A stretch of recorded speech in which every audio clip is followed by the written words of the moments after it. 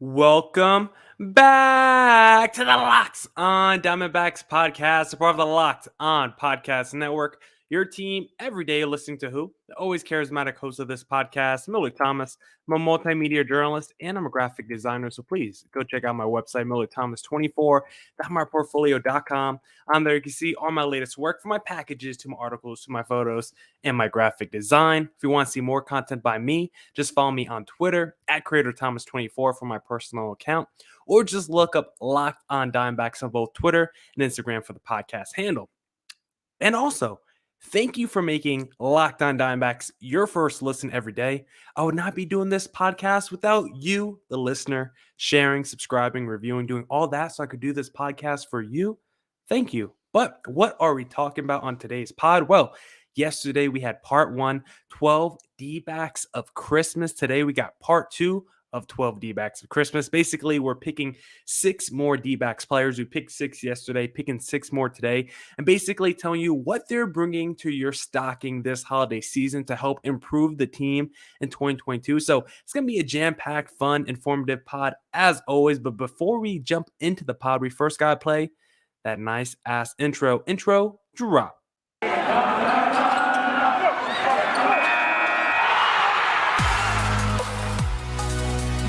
Locked on Diamondbacks, your daily Arizona Diamondbacks podcast, part of the Locked On Podcast Network, your team every day.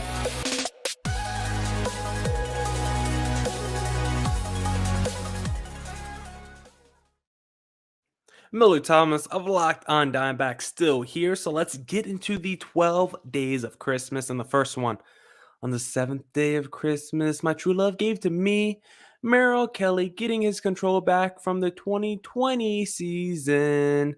That one I thought was going to rhyme, but I kind of butchered it a little bit. But what we want here is Merrell Kelly getting that elite control back from the short 2020 season, because Merrell Kelly was basically step for step, pitch for pitch with Zach Gallen to start the 2020 season. They were basically the two aces of the staff in 2020. Merrell Kelly was just as good as Gallen in 2020, and the same could probably be said in 2021, but for different reasons. In 2020, here are some Merrell Kelly stats, and we'll juxtapose it with what he did in 21. In 2020, Merrell Kelly, 9.89 whip, 21, 1.29 whip, 2020. 7.5 hits per 9, 2021, 9.3 hits per 9, 2020, 8.3 strikeouts per 9, 21, 7.4 strikeouts per 9. I could just feel a cough coming and I'm trying to repress it. You just know when you have that feeling of a cough, you know it's coming, you try your hardest not to cough, but it's almost impossible. I'm trying the best not to cough right now, so we'll see what happens. But only made 5 starts in 2020. But 4 of them were quality starts. And what's a quality start? It's when you go at least 6 innings and give up 3 earned runs or less. Merrell Kelly did that in 4 of his 5 starts, but only 10 of his 27 starts in 2021 were deemed quality. That's only 37%. And only 2 of his first 5 starts were considered quality. So he only had 5 starts in 2020, and 4 of them were quality. But in 2021, he could not get off to the same hot pace that he did last season, with only 2 of his first 5 starts being considered quality. His infield fly ball percentage and double play percentage were both about 20% in 2020, but both of them dropped to 11% and 5% respectively in 2021. The guy just wasn't jamming position players at the plate the same way he was in 2020. He was fooling those guys with that control. Wherever the catcher basically set up to locate, Merrell Kelly was hitting that spot consistently, and he just wasn't doing it with the same consistency in 21. I think that's why you see those percentages dropping in 2021. His strikeout looking percentage dropped from 38% to 29%, just further illustrating how players just weren't as fooled as much with Merrell Kelly's stuff in 21 as opposed to last season. His left on base percentage, this was a big drop off, went from 92% in 2020 to only 70.5% in 2021. I'm the biggest Merrell Kelly defender you'll find because he's better than what people think And doing the research for this discussion just further crystallized that for me that Merrell Kelly is a pretty solid pitcher.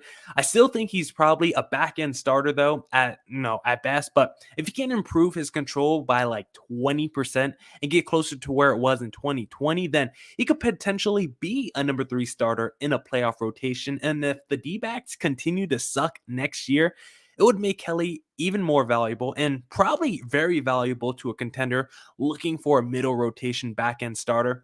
Don't let the haters fool you. Merrell Kelly is a good pitcher, and doing this exercise and research just further illustrated that. So if Merrell Kelly could get that control back to where it was in 2020, at least by 20%, I think the perception of him around the league will just increase because I don't know if it could be any lower than what it is right now. Next up, on the 8th day of Christmas, my true love gave to me. Carson Kelly coming in clutch like he did in 2019. Carson Kelly, the numbers from 2019 and 2021, a lot of them look very similar when you look at the traditional numbers, but when you take a deep dive into just the clutch stats, the big moment stats, they were not the same for Carson Kelly. In 2019, again, we're going to do the juxtaposition of looking at 2019 versus what he did this past season. In 2019, got my Kellys confused. Carson Kelly, runners in scoring position, 263 average, 813 OPS. That's in 2019. In 2021, runners in scoring position, 225 average, 805 OPS. So not that big of a drop off, but a little bit of a drop off there. High leverage moments, 270 average, 960 OPS in 2019. Really phenomenal. How about 2021? High leverage, 197 average, 599 OPS, not the same. How about 2 outs? Not 2 outs runners in scoring position, just 2 outs. 2019, 253 average, 865 OPS. 2021, 216 average, 686 OPS. How about when the D-backs are behind in the game? 2019, Carson Kelly, 276 average, 898 OPS. 2021, 213 average, 633 OPS. And the last one for you, innings 7 to 9. In 2019, he batted 256 with 915 OPS. In 2021, innings 7 to 9, only 168 average and a 548 OPS. The numbers are clear. Carson Kelly was not the same guy in the clutch in 2021 as he was in 2019. He had a nice bounce back season after struggling in 2020, but the clutchness was still missing from his game this past season.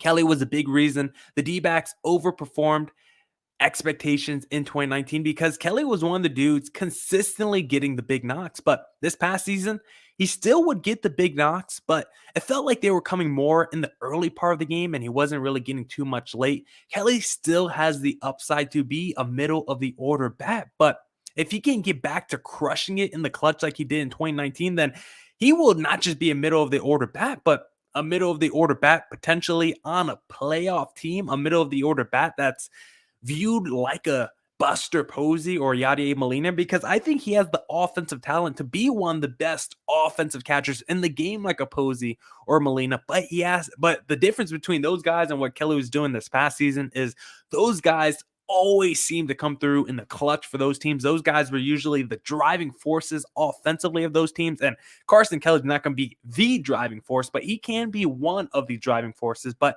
he has to do it in the clutch. I love Carson Kelly. D-backs better not think about trading him this offseason because he's an ascending catcher, both defensively and offensively. And that is just tough to find in baseball. It's like trying to find a modern big in the NBA that's not Anthony Davis or Joel Embiid. Like, it's tough to find those Jarrett Allen types in the NBA. So for baseball, it's tough to find those really high upside catchers. That's not the Salvador Perez or the Buster Posey. So I'm holding on to my Carson Kelly stock, and the D-backs better not do the same because they better not trade a guy with this kind of potential and this kind of ceiling. Now we'll get through the rest of the 12 D-backs of Christmas. But first, I want to tell you about how this episode is brought to you by Built Bar. I had to find which sponsor was sponsoring this podcast. But this holiday season, grab the protein bar that tastes like a candy bar or even better than a candy bar.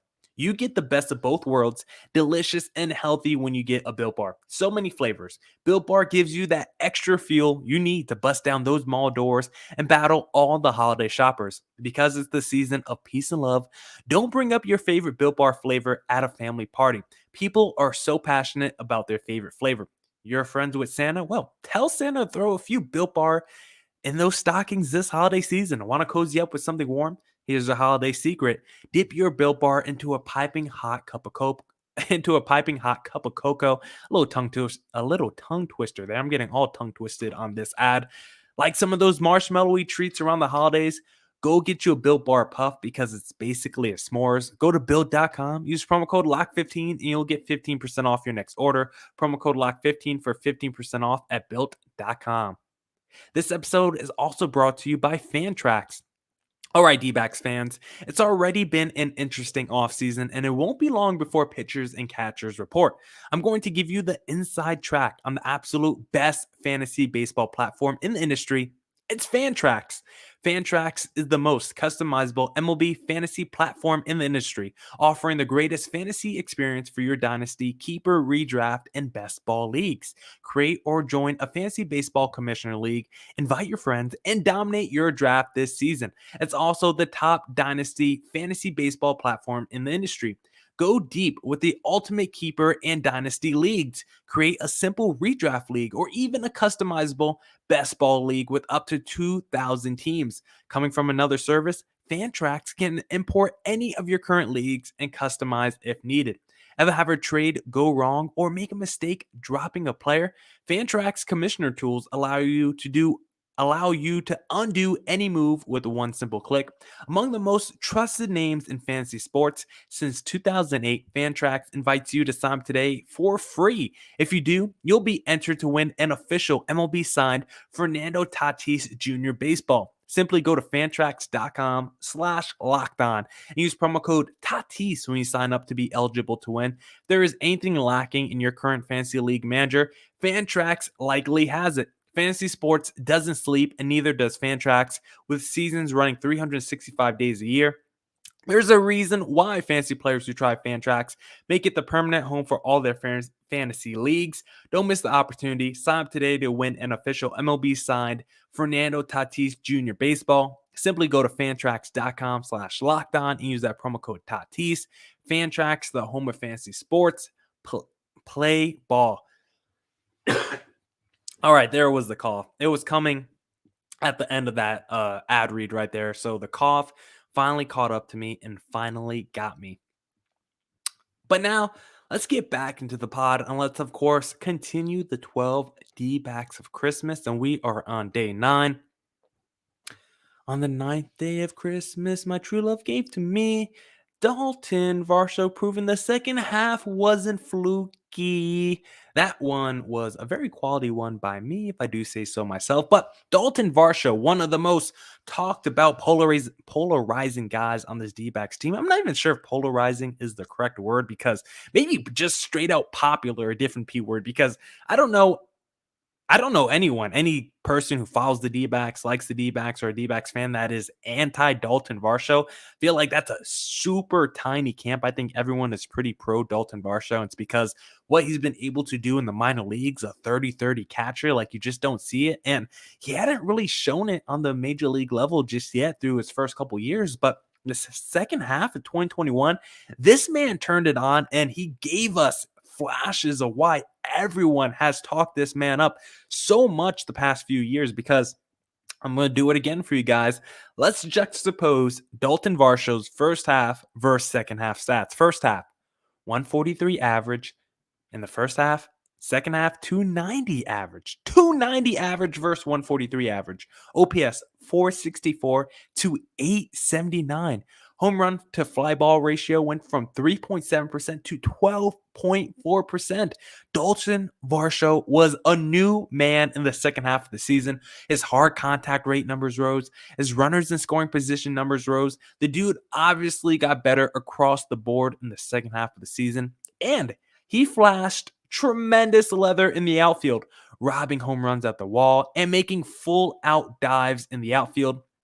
Getting 85% of the Dalton Varsho from the second half for a full season next year could mean an all-star berth for him.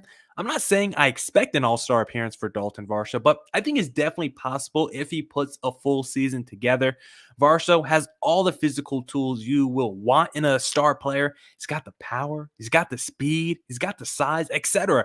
And with all those tools, it allows him to be a malleable defender as well. So he just doesn't have to be the platoon to Carson Kelly for the rest of his life, but he can actually be an all-worldly outfielder because I think center field might be the spot for Dalton Varsho. I hate watching Ketel Marte in center field. The dude just seemed to be so injury prone. He just seemed to. I don't really love a Ketel Marte's feel in the outfield. I think he can do it, but from an avoiding injuries perspective, it seems like Ketel Marte won't be able to do that in center field. I like him at second base, and his numbers I think were actually better when he played second base offensively. So I want to move Ketel Marte back there, and that's all possible because Dalton Varsho can play some really good center field for this team. Varsho's development is one of the biggest X factors in the NL West next season. How quickly can he reach his ceiling, if ever, will directly affect how the D-backs build their team and how they currently view the players on their own roster. Varsho, seriously one of the most important swing players in the division next season, and I'm not just saying that because I'm a D-backs fan.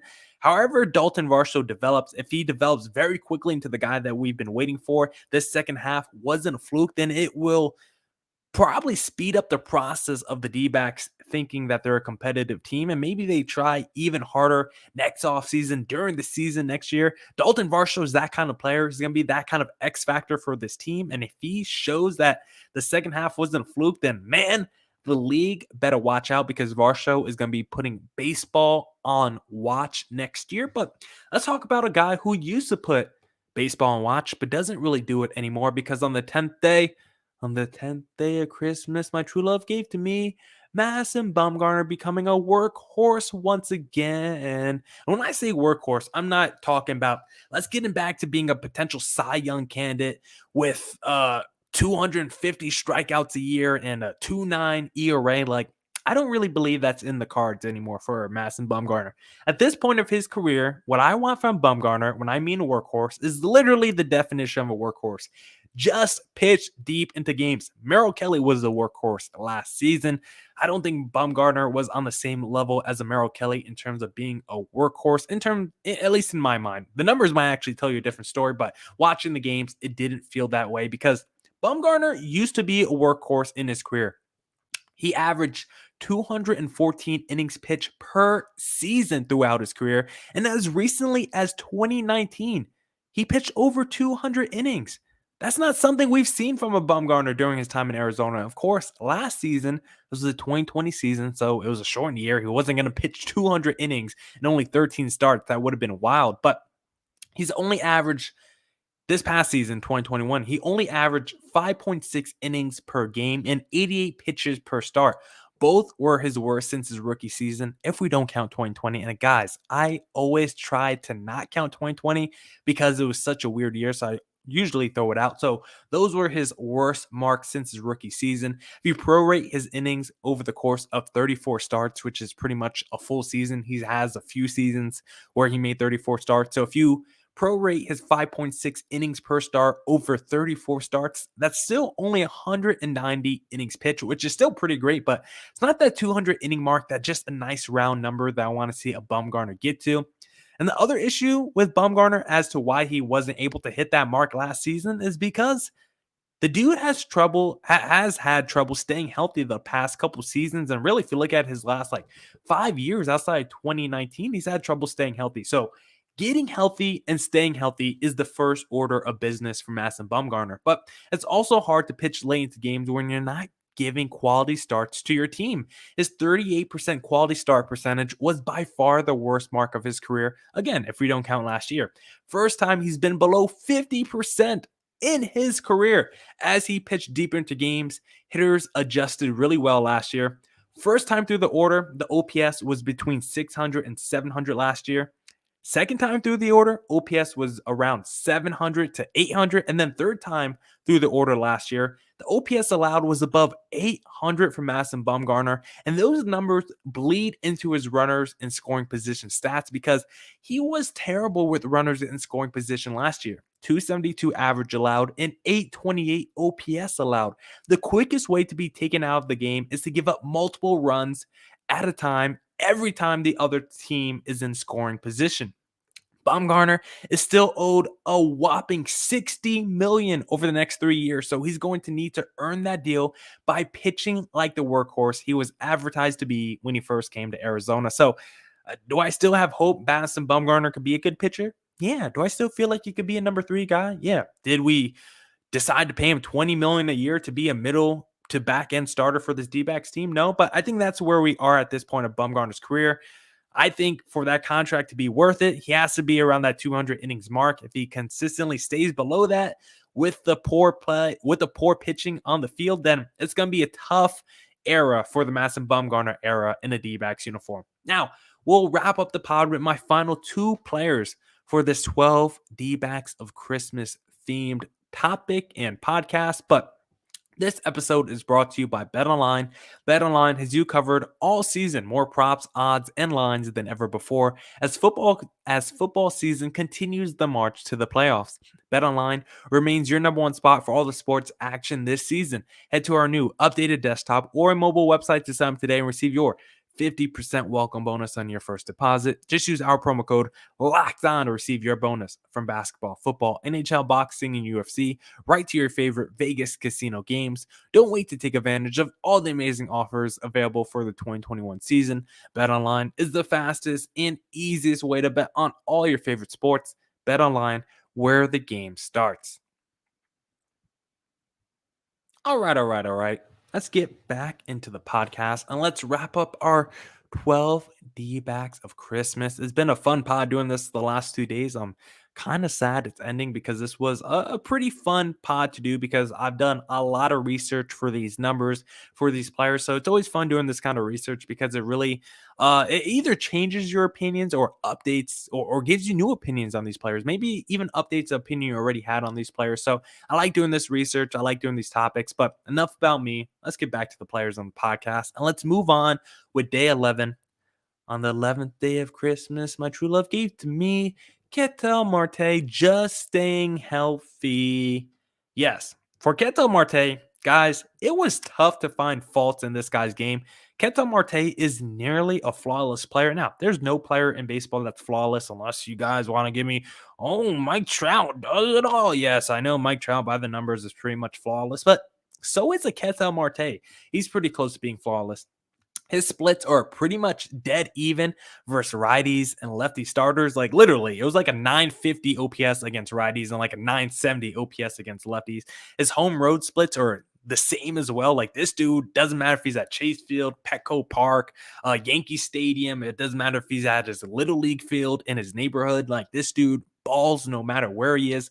OPS was above 1,000 with runners in scoring position. 2 outs and runners in scoring position. His OPS was above 1,100. OPS above 1,000 when D-backs are trailing in a game. He does not strike out a lot, and he takes a ton of walks. So you're not striking out, and you're walking, getting on base. My goodness, his hard contact rate numbers across the board, hard hit percentage, barrel percentage, exit velocity, no matter what hard contact number you look at, they were all the same or better than what they were in 2019 when, again, he finished top 5 in MVP voting. And also this past season, he led the D-backs in contact percentage. Like, seriously, it was tough to find any faults in Ketel Marte's game. That's why I said, if he can just stay healthy, that's all I need from a Ketel Marte, because I seriously thought this guy was maybe the best player in baseball last season. Like, that's obviously hard to say. It's a big argument, but the dude to the eye test, if you take out a Vlad Guerrero Jr. or like 3 players, like I think it's pretty safe to say when healthy, Ketel Marte looked like a top 5 player in baseball. Or I think the better way to say it, because I don't really like to do straight up rankings, I think Ketel Marte looked like a tier 1 player in baseball when healthy last season. A true superstar, a true franchise changing offensive player when he stepped on the field last season and he was healthy. He's almost a damn near perfect player. Now, there is a couple things you could quibble with. He could be a better 2-strike hitter, but there's like 5 really good 2-strike hitters in all baseball. Like, I'm not going to quibble if the guy is not good when the count's 0-2, and he still had like a 690 OPS in those moments. Like, it wasn't the worst Ketel Marte. he did ground into a double. His ground ball or grounding into double play percentage. That's a better way to say it. His ground into double play percentage was a career high last season. He was ground into double plays more than often, and it was at 13% career high. Back in 2019, I think he was below. I don't even think he was in double digits. So that might have been the most concerning stat from when I was doing this deep dive on Ketel Marte, but maybe defenses were playing him differently. Like, I'm not going to be that concerned with a 13% double play percentage. So hard to find fault with any of Marte's numbers. Seriously, if he just stays healthy next season, that would be enough for me because I think Ketel Marte is a phenomenal player to watch. He's marvelous, and I have no complaints about Ketel Marte except for his health. And the other guy I have who is in the same vein as a Ketel Marte is on the 12th day of Christmas, my true love gave to me. Zach Gallen continuing to add heat to that fastball. Zach Gallen, just like a Ketel Marte. I think he's a pretty damn good player. Now, I think he's probably less perfect than a Ketel Marte, but I think if Zach Gallen was healthy this past season and didn't miss all that time with random injuries, I think his season would have just been just fine because his whip, his walks per nine, his strikeout percentage, like they were still all right along with what he did the prior 2 seasons. His FIP is the only number that was a little up around a 4.2, but outside of that, most of his numbers still look pretty much similar. Where Gallen can take a leap, it's just putting dudes away. Again, his strikeout percentage is like 27% for his career, so it's really high, but I think there's another level he can tap into. Last season, he was bottom 4th in the league in both chase rate and whiff percentage. When DeGrom first broke into the league, his swing and strike percentage was in the low 20s, but through the years, he hit the mid 20s, and now it sits around 33%. And it's not a coincidence. DeGrom's fastball velocity has steadily increased as more bats swing and miss throughout the years. And during all that, he's always been a guy that's thrown strikes around 67% of the time. So you just look at DeGrom's career. As his fastball's gone faster, the bats have missed more strikes, and he's always been a guy throwing strikes around 2/3 of the time. Right now, Gallen's swinging strike percentage for his career is only 19%.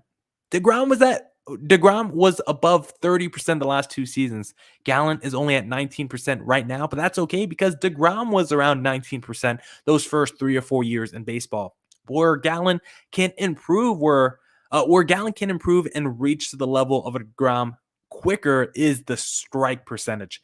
For his career, Gallen only throws strikes around 63% of the time, DeGrom around 67% of the time. The more you throw strikes is going to put hitters more on their toes. They're going to be looking to swing even more. So as you add those ticks to your velocity, the players at the plate, they're going to be more antsy to swing, but now you can just throw it right by them. So I want Gallen to increase that fastball velocity because it has gotten minimally faster since coming to Arizona. And when I say minimally, I mean minimally because basically his fastball velocity was 92.9 miles per hour in 2019. It was like 93.4 miles per hour in 2021. So he's basically added a half mile on his velocity over the past 3 seasons.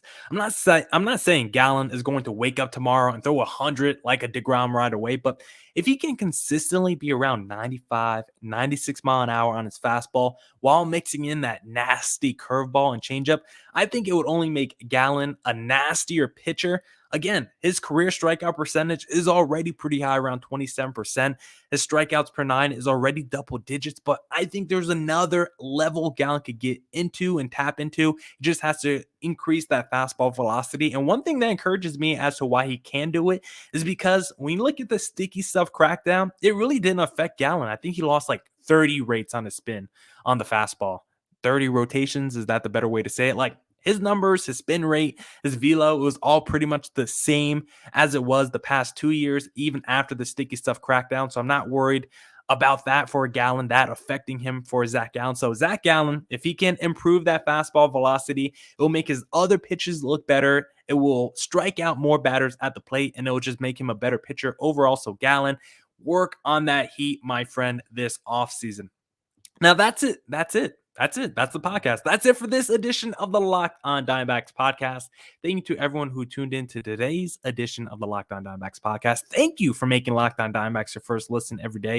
I would not be doing this podcast without you. So thank you. I'm going to go text Ben Caspick of Locked On Giants to see if he wants to hop on the pod, because I would love to have him on the pod, because I would love to rib him a couple times about losing Buster Posey and Kevin Gausman and just how pessimistic I'm on the Giants for next season. So I would love to get Ben Caspick of Locked On Giants on this pod to make fun of him a little bit and how his offseason is going so far. But go make your second listen of the day Locked On Bets with your boy Q and handicapping expert Lee Sterling. If you want to put some extra money in your pocket, because they've definitely put some extra money in my pocket. And of course, as always, what do I always say at the end of every Locked On Diamondbacks podcast? Please, please, please stay safe and stay healthy.